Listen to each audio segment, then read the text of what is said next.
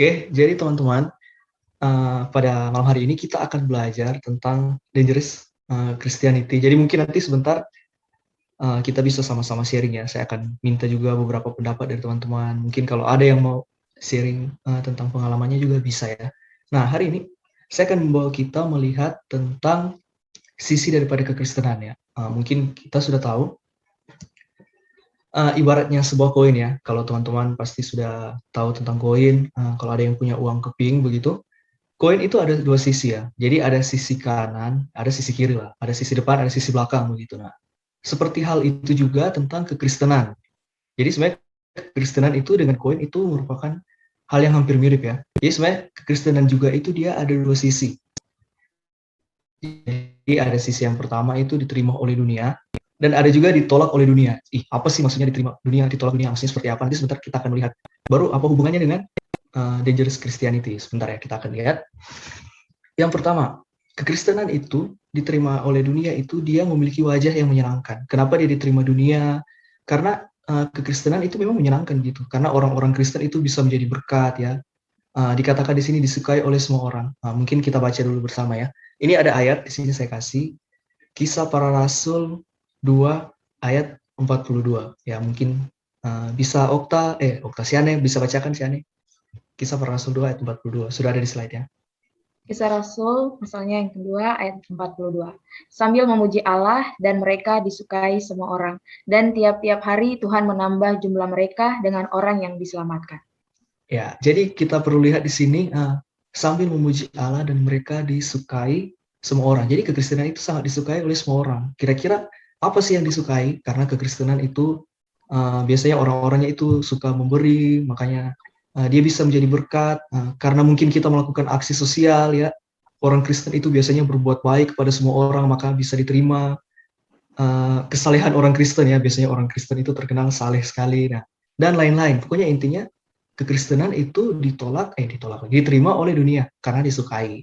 Nah, tapi di sisi yang lain, di sisi yang bersamaan, sebenarnya kekristenan itu juga memiliki sisi yang berbahaya ya. Jadi ini berbahaya dalam tanda kutip, atau dangerous, atau ditolak oleh dunia. Nah, ditolak ini bagi siapa? Bagi siapa ya yang menolak dunia ini? Sebenarnya bagi kemapanan dunia ini. Dunia ini sudah dikuasai oleh kejahatan, berbagai sistem dunia. Jadi sebenarnya kekristenan itu juga berbahaya. Sistem dunia yang korup, kekuasaan yang tidak takut akan Tuhan, itu kekristenan itu merupakan suatu ancaman. Di sini ya saya ada satu ayat ya. Ini ada 1 Korintus 1 ayat 23. Ya, di sini ada Matius ya. Ini mungkin teman-teman kita dari luar Kalam Kudus Jayapura ya. Mungkin bisa Matius Mario bisa bacakan 1 Korintus 1 ayat 23.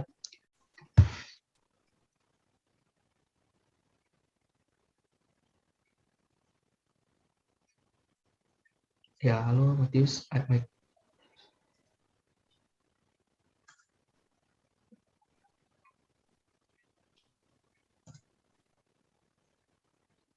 Ya, mungkin siapa ya? Ya, mungkin Felicia aja ya. Ini saya juga nggak kenal ya. Salam kenal ya Felicia. Bisa baca? Bisa. Felicia dari Manokwari, Kak. Oh ya, dari Manokwari. Halo. Jadi 1 Korintus pasal 1 ayat 23, tetapi kami memberitakan Kristus yang disalibkan untuk orang-orang Yahudi suatu kesanduan dan untuk orang-orang bukan Yahudi suatu kebodohan.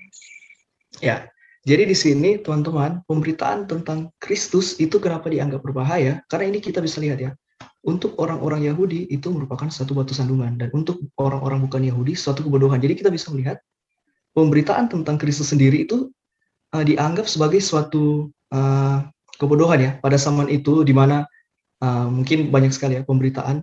Pada zaman awalnya itu mereka berpikir kalau seorang raja itu pasti datang dengan kemewahannya ya, kemegahannya. Pasti seorang raja itu akan datang dengan kekuasaan yang besar. Pada waktu itu seorang raja itu harus datang ya dengan pasukan yang besar sekali begitu. Pasti raja itu akan dijunjung. Tapi ketika Yesus datang dengan kesederhanaannya begitu, orang-orang pasti selain orang Yahudi berpikir, ini suatu kebodohan. Siapa juga yang mau percaya raja yang tempat lahirnya aja di situ begitu. Nah, jadi itu ya tentang bagaimana orang-orang berpikir, berarti kekristenan ini merupakan satu ancaman. Bahkan ada juga ya, ada ayat-ayat juga ya di di Alkitab, di antara pengajaran Yesus, mungkin ini ayat yang familiar ya, tapi saya nggak cantumkan. Jika ada yang memberikan menampar pipi kirimu, tampar pipi kanan, ya mungkin dunia berpikir, ini orang bodoh macam apa lagi nih. Orang-orangnya tahu ya kalau kau pukul saya juga pukul kau gitu. Jadi kalau kau buat saya berdarah, saya juga buat kau berdarah. Jadi sebenarnya ada banyak sekali pemberitaan tentang kekristenan yang dalam tanda kutip itu mengancam ya. Jadi sebenarnya itu ya. Jadi ada dua sisi begitu. Kekristenan itu dapat diterima dunia karena sifat-sifat dari kebaikan orang Kristen, tapi juga bisa ditolak dan bisa menjadi satu ancaman. Begitu ya. Ada beberapa ayat yang bisa dikutip. Nah, berita Injil ini dianggap sebagai ancaman bagi orang-orang yang tidak mau menerima berita tersebut. Ya, jadi ini ada yang perlu saya garis bawahi. Berita Injil itu sebenarnya merupakan suatu ancaman. Nah, makanya teman-teman hari ini saya mau mengajak kita untuk kita menjadi orang Kristen yang berbahaya ya. Karena memang kita ini sebenarnya dalam kehidupan sehari-hari ya kita itu sebagai suatu ancaman atau radikal lah. Hari ini kita akan membahas tentang dangerous Christianity. Oke, sebelum saya akan lebih lanjut, mungkin saya mau minta pendapat dari teman-teman ya. Mungkin bisa lewat chat atau langsung on mic. Ketika mendengar kata radikal, hal apa yang terfikirkan di kepala teman-teman? Oke, mungkin ada yang mau berpendapat? Ya, ini sudah ada. Tunggu ya, saya lihat chatnya ini. Oke, Injilia ini militan. Ya, fanatik. Brian ini ada berlebihan. Ayo teman-teman yang dari luar Kalamguru Jayapura juga ya bisa berbagi ya. Ketika mendengar kata radikal, apa yang terpikir gitu? Sudah ada fanatik, berlebihan, militan, ya. Militan horor ya. Kalau dari Siane apa Siane? Kalau dengar kata radikal, oke, dari Andre Manopo kekerasan. Ada lagi yang mau berpendapat? Dari Brian, ini ada Lana, Delila. Mungkin kalau mendengar kata radikal, apa yang terpikir? Ya dari Pendeta Nur Cahyo, bom bunuh diri ya. Ya, jadi hari ini kita akan melihat tentang Kristen yang radikal ya, tapi radikal yang bukan radikalisme yang kita kenal selama ini. Kita akan melihat. Ya, ini dari Miss Alin juga ada kata ekstrim ya. Radikal dalam tanda kutip ya. Jadi bukan radikal yang seperti kata bom bunuh diri ya. Jadi kita kalau menjadi Kristen yang radikal ya, berarti saya harus ya berian Islam ya. Jadi saya harus pasang bom di baju baru pergi ke orang-orang yang kau terima Injil tidak? Saya tidak terima. Berarti kau bukan tidak sah. Gitu, bukan yang seperti itu. Tapi kita akan melihat radikal dari bahasa aslinya. Oke? Ya, tunggu sebentar ya. Kok nggak bisa ya? Oke, nah ini radikal. Sebenarnya asal kata radikal itu dari bahasa Yunani. Jadi dari bahasa Yunani, radix yang berarti akar. Jadi radikal itu artinya akar ya. Nah, cuman seiring berjalannya waktu, radikal ini mulai artinya mulai disama-samakan dengan tindakan-tindakan kekerasan yang berbahaya. Jadi sebenarnya kata radikal itu berarti akar. Nah, akarnya kepada siapa? Dan sekarang kita akan melihat bagaimana seorang Kristen itu bisa menjadi radikal. Karena seharusnya seseorang kekristenan itu yang radikal dalam artian dia harus makin berakar dalam Kristus dan kebenarannya. Jadi kita itu kalau mau menjadi radikal, mau jadi berbahaya bagi dunia ya, menjadi satu ancaman bagi dunia, nah dalam tanda kutip itu kita harus memiliki makin berakar dalam Kristus dan kebenarannya. Kebenarannya itu lewat apa? Alkitab. Di mana kita harus sesuai dengan kebenaran firman-Nya. Apa yang dikatakan Alkitab, ya, itu harusnya yang menjadi cerminan hidup kita. Kira-kira seperti itu ya. Nah, untuk bisa makin berakar dalam Kristus dan kebenaran, apa sih yang harus kita lakukan gitu? Kita harus menjadi seperti apa? Nah, radikal itu dalam artian kita harus menjadi murid. Oke, hal pertama yang kalau kita mau untuk bisa menjadi radikal, seharusnya kita itu harus dimuridkan. Nah, pasti teman-teman sudah pasti sudah bosan atau sudah pernah dengar lah minimal istilah tentang murid. Di sini pasti youth itu sudah pernah dengar tentang istilah kelompok kecil mungkin ya kalau di kampus, KTB, kelompok tumbuh bersama. Sebenarnya tujuannya itu apa? Untuk menjadi murid. Sama-sama kita belajar tentang firman Allah. Nah, di sini ada 2 ayat yang saya akan kasih. Matius 4 ayat 19 dan Lukas 9 ayat 23 ya. Mungkin bisa Brian baca Matius 4 ayat 19 dulu.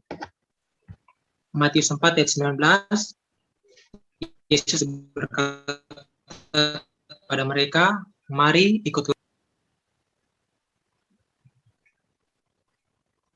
Ya, jaringannya Brian ya kayaknya. Ya, jadi Matius 4 ayat 19 itu berkata, Yesus berkata, oh ya, lanjut Brian.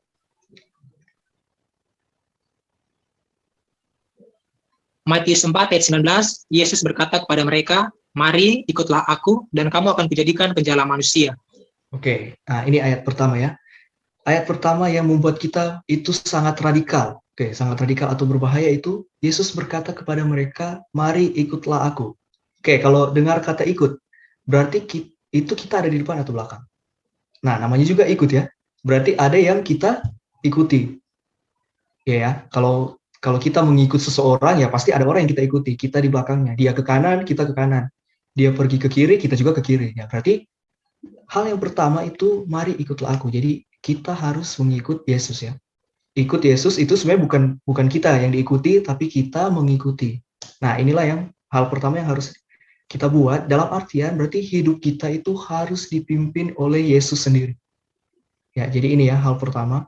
Hidup kita harus dipimpin oleh Yesus. Bukan kita yang memimpin hidup kita, tetapi Yesus yang memimpin hidup kita. Hidup kita itu dibaharui oleh Yesus. Dia menuntun kita untuk ke jalannya lah, seperti itu ya. Jadi hidup kita itu harus mengikut kepada Yesus. Nah, baru kemudian di situ ada kata selanjutnya, dan kamu akan kujadikan penjala manusia. Ya, jadi kita bisa garis bawahi di sini ada kata penjala manusia. Nah, ini yang berbahaya. Kenapa kekristenan dianggap radikal? Karena orang Kristen itu dia bersifat aktif. Jadi dia bergerak ya. Karena akan kujadikan. Di sini berbicara tentang bagaimana kita diutus ya. Bagaimana kita diutus untuk kemana-mana.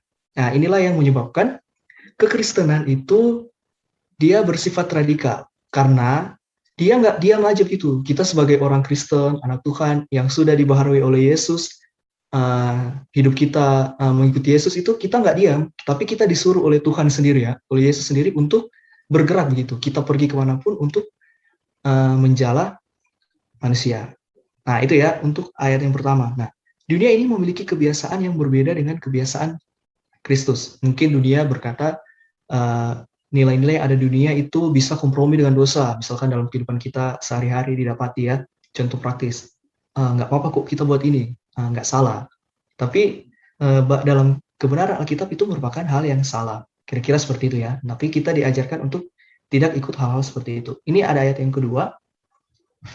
Bisa siapa ya bacakan? Ini ada Delila Ayurbaba. Halo Delila, ini dari luar ya. Bisa bacakan Lukas 9 ayat 23. Bisa. Ya, silakan. Lukas 9 ayat 23, katanya kepada mereka, semua setiap orang yang mau mengikuti aku, ia harus menyangkal dirinya, memikul salibnya setiap hari dan mengikuti aku. Oke, jadi ini ya. Katanya kepada mereka, setiap orang yang mau mengikut, ia harus menyangkal dirinya. Nah, hal inilah yang sangat berbeda dengan dunia ya. Dunia yang dimana berpikir semuanya tentang aku begitu. Ketika dunia berpikir semua halnya tentang kepintarannya, yang menganggap dirinya yang sangat pintar, dengan hikmat yang ada pada dirinya, itu semua disangkal oleh Alkitab ya, dan kebenarannya. Di sini kita bisa baca, setiap orang yang mau mengikut aku, ia harus menyangkal diri. Nah, menyangkal diri itu dalam artian, semua yang kita pikirkan, semua yang kita mau kerjakan, semua hikmat yang kita punya itu harus kita sangkal demi mengikut dia. Nah, sebenarnya ayat ini mirip juga ya dengan ayat sebelumnya. Dikatakan kalau kita mau mengikuti Yesus, kalau kita harus mengikuti Yesus, ya kita harus menyangkal diri. Nah, kemudian kalimat selanjutnya, memikul salibnya setiap hari dan mengikut aku. Nah, inilah yang membuat Kristen juga merupakan satu ancaman ya bagi dunia yang memiliki persepsi harus aku yang lebih baik. Tapi di sini memikul salibnya setiap hari. Jadi setiap hari itu kita merupakan bisa menjadi suatu ancaman. Oke ya, sampai sini saya akan lanjut. Nah, jadi di sini secara keseluruhan garis besarnya kita bisa ambil untuk menjadi seorang Kristen seorang Kristen itu kita harus menjadi murid Yesus ya. Hidup kita harus dibawahi oleh Yesus dan kita harus akan diutus oleh Yesus sendiri ya. Oke. Jadi dari sini kita bisa melihat betapa pentingnya kita untuk menjadi murid ya. Jadi sebenarnya menjadi Kristen yang radikal itu artinya kita harus dimuridkan. Nah, ini ada satu statement dari suatu penginjil ya.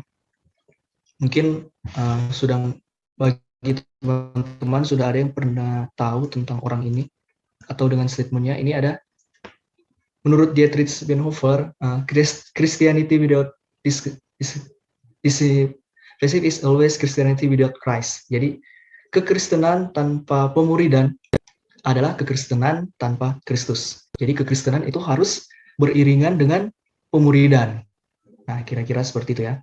Nah, pernyataan daripada Dietrich Bonhoeffer ini yang menyebabkan kekristenan ini berbahaya bagi dunia yang menjunjung tinggi tentang aku. Kekristenan yang radikal itu berbahaya karena yang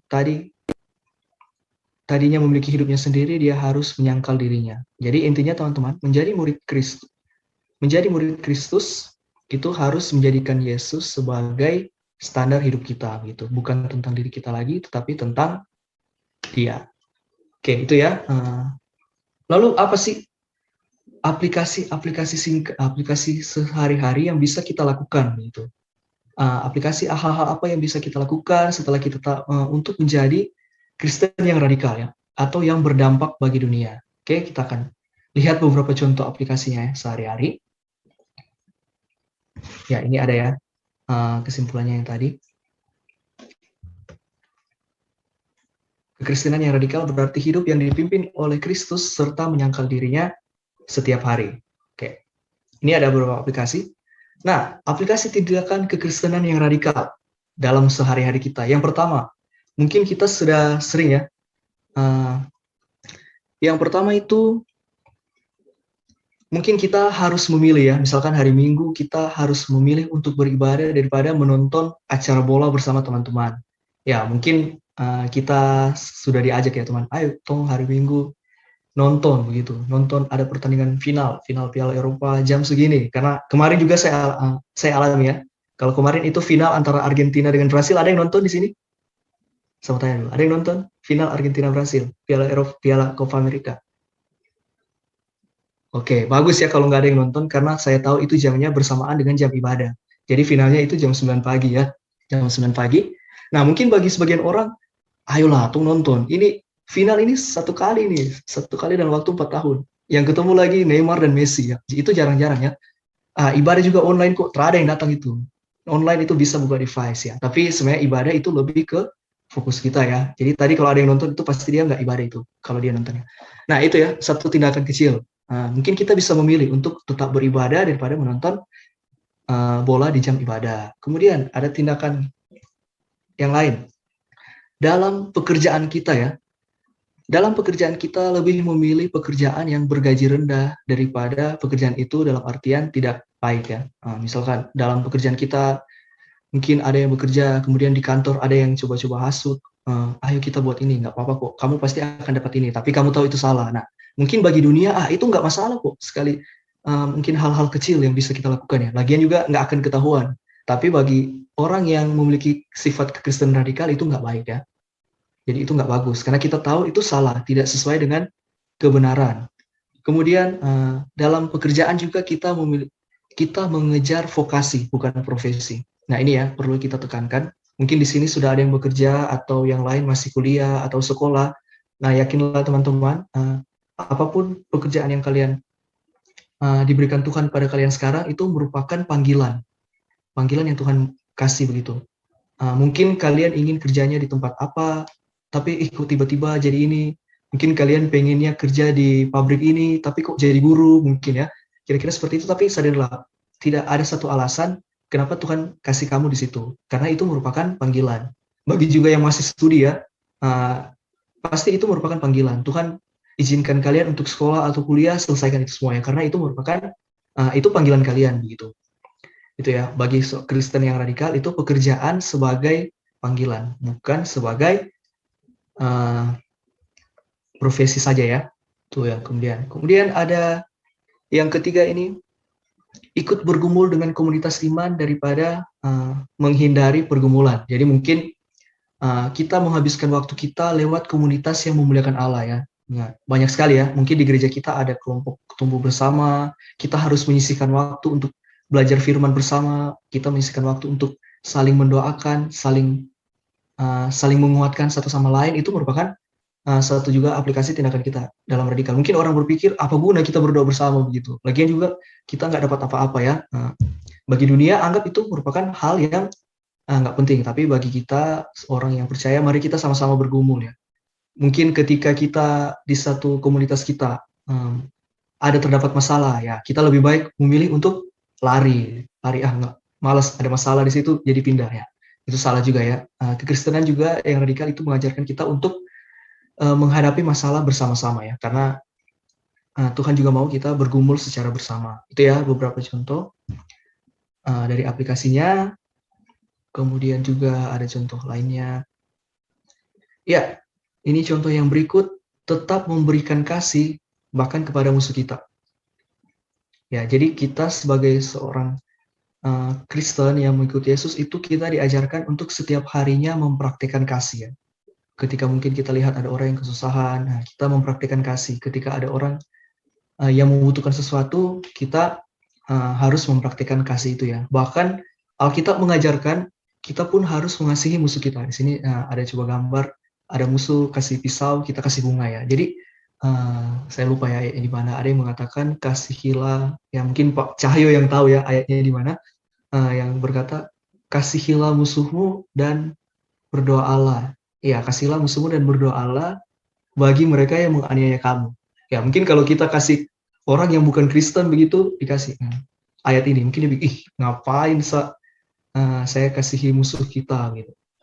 Dia sudah tahu buat saya sakit hati, kenapa kita harus kasih dia?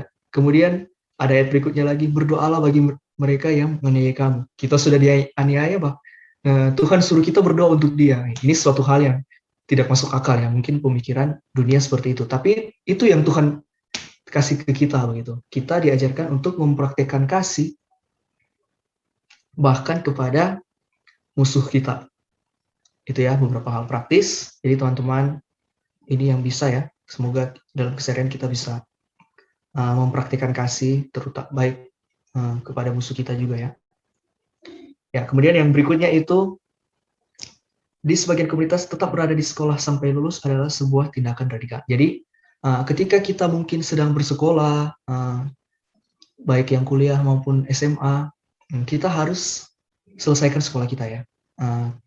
Mungkin ada banyak, jangan jadikan sebagai sekolah itu dengan pelayanan dijadikan alasan begitu. Studi dijadikan pelayanan dijadikan alasan untuk sekolahnya ditinggalkan. Enggak ya, karena sekolah pun itu merupakan pendidikan, merupakan satu hal yang baik juga ya. Sekolah dan pendidikan dan pelayanan harus beriringan begitu. Kita harus bisa tahu membagi prioritas kita ya. Jangan sampai pelayanan itu dijadikan batu sandungan ya. Oke, mungkin itu beberapa contoh aplikasi tindakan yang bisa kita lakukan dalam sehari-hari yang bisa berdampak bagi dunia ya. Mungkin banyak contoh-contoh lain lagi dari teman-teman yang bisa kita lakukan, nggak cuma dari contoh yang saya kasih gitu. Nah, jadi teman-teman, apa yang bisa kita belajar daripada pertemuan kita hari ini? Yang pertama, kekristenan itu berbahaya atau dangerous Christianity itu karena yang diberitakan itu merupakan Injil. Jadi berita Injil itu sebenarnya berbahaya ya. Kemudian Injil bagi orang Yahudi merupakan suatu batu sandungan, sedangkan bagi orang Yunani itu merupakan suatu kebodohan. Ini yang sudah kita bahas tadi ya. Kemudian kekristenan berbahaya karena kita mempraktikkan hidup sebagai murid Kristus ya. Sebagai murid Kristus, kemudian kita dipanggil untuk menjadi radikal. Radikal ini dalam tanda kutip ya, jangan salah artikan ya. Radikal bukan radikalisme ya. Kita dipanggil untuk jadi radikal dalam mempraktekkan kebenaran Kristus dalam kehidupan kita sehari-hari. Oke, jadi akhir kata teman-teman, jadilah murid Kristus, dan itu artinya menjadi Kristen yang radikal. Radikal bukan berarti hidup dalam kekerasan, melainkan mengerjakan semua aspek hidup dengan berakar pada firman Allah, serta jadilah berbahaya bagi dunia. Ya, mungkin itu ya sharing singkat yang bisa saya bagikan kepada teman-teman di malam hari ini. Mungkin ada yang mau sharing begitu tentang pengalaman pribadinya atau seperti apa sebelum kita tutup dan kita berdoa. Mungkin dari Ko Will atau yours, Pak Bices ini juga ada ya. Mungkin ada Ya, yang ya. kalau Ya. radikal ya kita lihat juga ini sih apa yang di Alkitab bilang, kamu adalah garam dunia, terang dunia. Tuh. Kita maksudnya berani berbeda begitu. Jangan mau jadi sama dengan ini. Kalau yang lain gelap, yang lain abu-abu, ya kita tetap jadi terang tuh. Itu radikal yang baik, radikal yang positif tuh, yang berakar di dalam Tuhan. Karena kalau berakar di dalam Tuhan, buahnya juga tuh pasti baik. Kalau tanah yang baik terus benih sudah bagus, berakar dengan baik juga, hasilnya juga bagus. Dari mana kita kelihatan ya dari buahnya kita, dari apa yang kita praktekkan keluar tuh. Jadi teman-teman jangan malu untuk berbeda. Kalau jadi sama dengan dunia, ya ya tidak jadi terang dong ya, berarti jadi gelap sama-sama. Yes. Ya, makasih Pak Ridel. Ya, oke, itu ya dari Ko Will. Jangan malu untuk berbeda dengan dunia ya. Kita harus jadi garam dan terang dunia. Oke, itu dari Ko Will. Mungkin yang lain ada lagi yang mau sharing atau hal baru yang didapatkan mungkin dari hari ini. Jadi mari kita jadi radikal bersama ya. Oke, mungkin yang lain. Ya, Ko Will, aktifkan mic lagi. Ya. Mungkin saya tambahkan ya mengenai sangkal diri tadi.